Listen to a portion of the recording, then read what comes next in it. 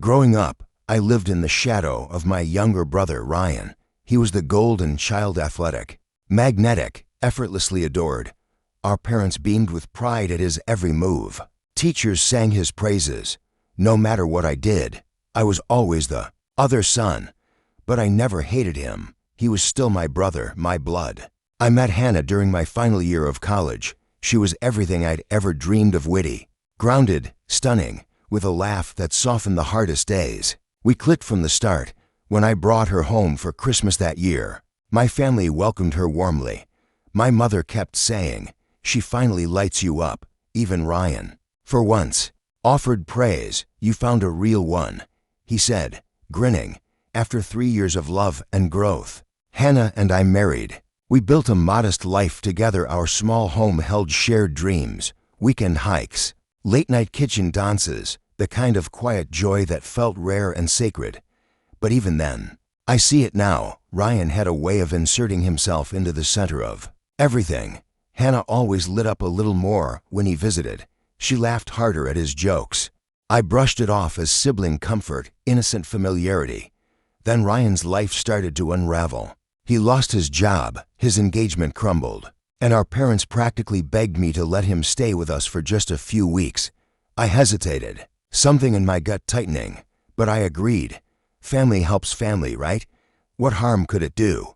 Those few weeks bled into 3 long months. Ryan became a fixture in our home, cooking with Hannah, joining her on errands, lounging on the couch, while I buried myself in work to keep everything afloat. Slowly, their dynamic began to feel off, the way they looked at each other, the silence that always fell when I entered a room.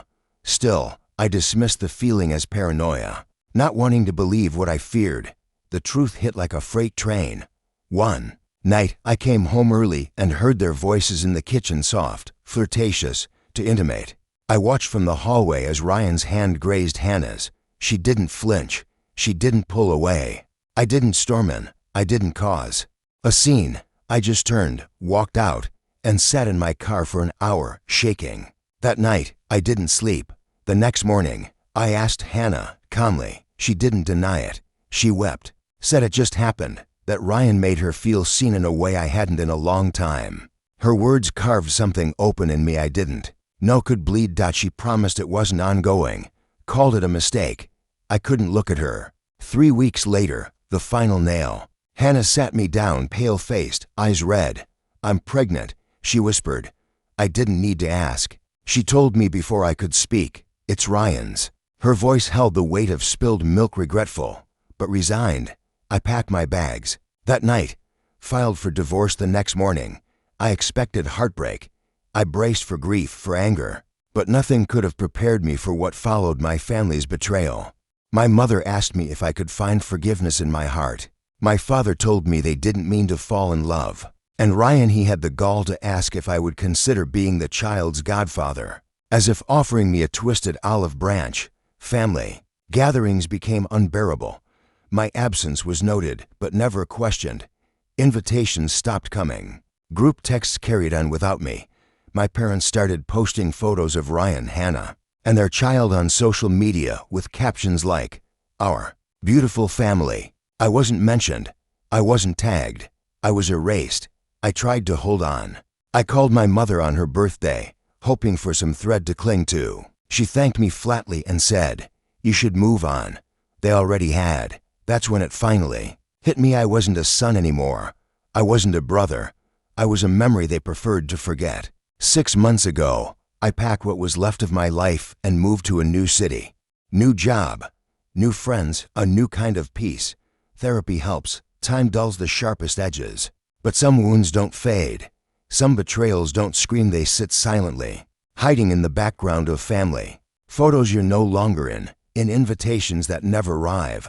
Ryan and Hannah are now married. My brother and my ex-wife, their child, my niece or nephew, technically will grow up never knowing my name. I sometimes wonder if they feel guilt, or if, in their minds, I was just collateral damage, an obstacle they had to step over to reach each other. But I've stopped waiting for apologies. I no longer check their profiles or linger on memories. I no longer wonder if they miss me, because I've learned something far more valuable than forgiveness. Some people don't deserve a second thought, even if they share your blood. Family isn't always those who are bound to you by name or lineage. It's the ones who choose you, who fight for you, who stay. And when I look in the mirror now, I no longer see the man they betrayed. I see a survivor, a man who was discarded, lied to, betrayed by the ones he trusted most. Stand still, he rose, walked away, and built something better without them.